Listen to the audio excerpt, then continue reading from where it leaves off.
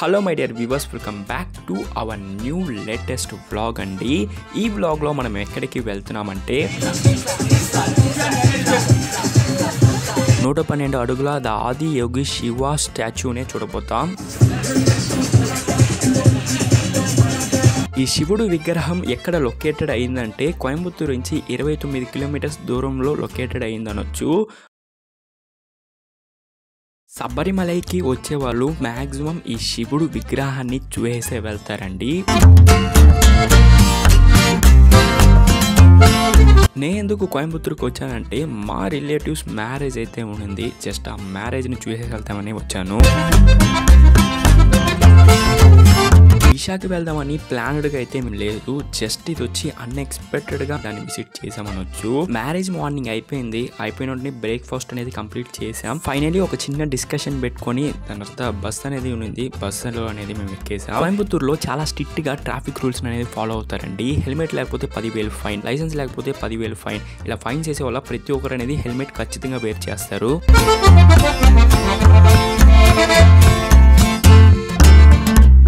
ఇప్పుడు మనం వచ్చి ఇంకో బస్సుకి అనేది చేంజ్ అవ్వాలండి. ఫస్ట్ బస్సులో వచ్చి మనం పెళ్లి మండపం దగ్గర నుంచి టౌన్ హాల్కి అనేది మనం రీచ్ అయిపోయాం. అక్కడి నుంచి కొంచెం దూరం వాక్ చేస్తే మనకి బస్ స్టాప్ అనేది వచ్చేస్తుంది. అక్కడికే మేము వాక్ చేస్తున్నాం అనొచ్చు. ఫైనలీ మనం బస్ స్టాప్ అనే దగ్గర రీచ్ అయిపోయామండి.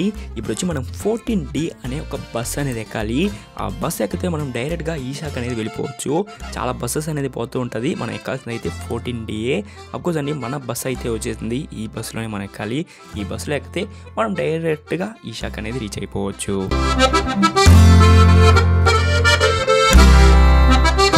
బస్ అయితే ఫుల్ క్రౌడ్ అండి. కూర్చునేదానికైతే ప్లేసే లేదు.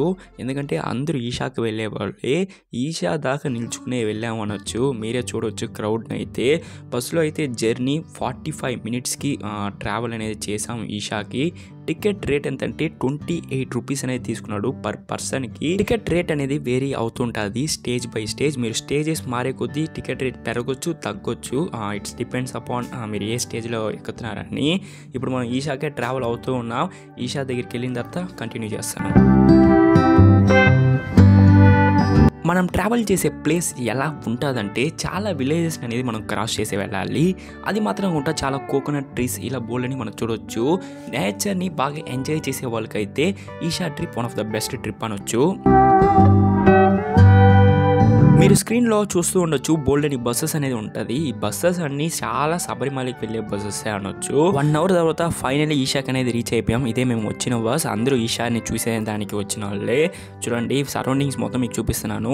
మొత్తానికి ఇక్కడ ఫుడ్ ఫెసిలిటీస్, దాని తర్వాత వాటర్ ఫెసిలిటీస్ అన్నీ మనకి అవైలబుల్గానే ఉంది. మీ అందరికీ నిజం చెప్పాలంటే ఇక్కడ మనం విజిట్ చేయాల్సిన ప్లేసెస్ అయితే చాలా ఉందనొచ్చు. వాటర్ బాటిల్ 40 రూపాయలు అంటే కొంటారా? వాడు చెప్పిన డైలాగ్ మాత్రం గుర్తుపెట్టుకోండి. మళ్ళీ దాని గురించి మాట్లాడదాం.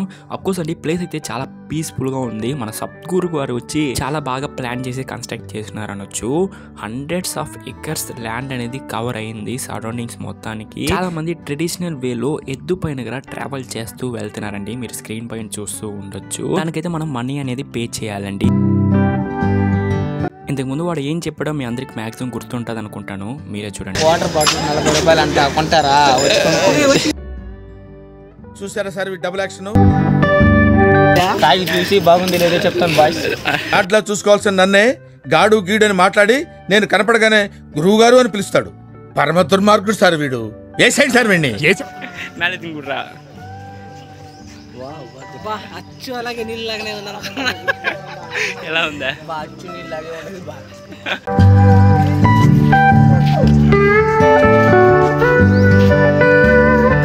Welcome to Isha. Welcome to Isha.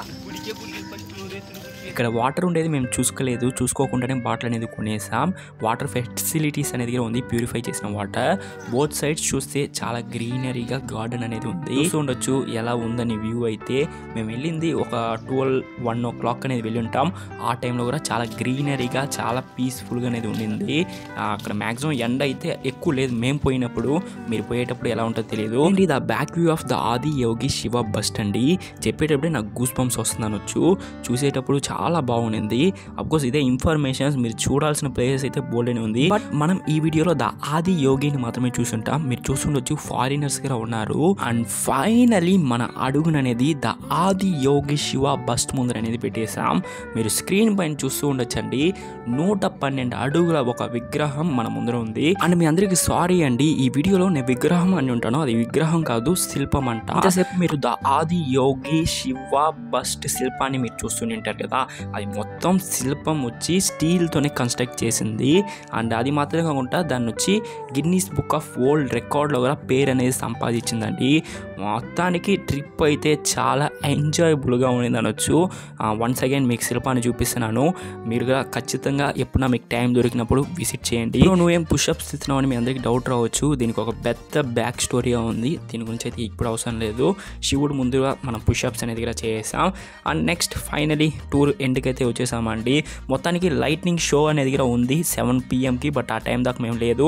దాని తర్వాత మనం విజిట్ చేయాల్సిన ప్లేసెస్ ఒక 6 ప్లేసెస్ దాకా ఉంది. బట్ ఆ ప్లేస్ అని నెక్స్ట్ టైం ఎప్పుడైనా విజిట్ చేద్దాంలేండి ఖచ్చితంగా. ఈ వీడియో కానీ 5000 లైక్స్ వస్తే ఖచ్చితంగా మళ్ళీ ఆ ప్లేస్ అనేది విజిట్ చేద్దామండి. మన ఛానల్కి ఉన్న కొత్తగా వచ్చుంటే సబ్స్క్రైబ్ చేసుకోండి. అప్పుడు నేను అప్లోడ్ చేసే వీడియోస్ మీకు ఇన్స్టాంట్గా నోటిఫికేషన్ వస్తుంది. ఇలాంటి టిప్స్ మీకు కావాలా వద్దా కమెంట్ బాక్స్లో కమెంట్ చేయండి. నెక్స్ట్ వీడియోలో కలుద్దాం. అప్పుడు దాకా signing off your Abhishek Nitin. Take care.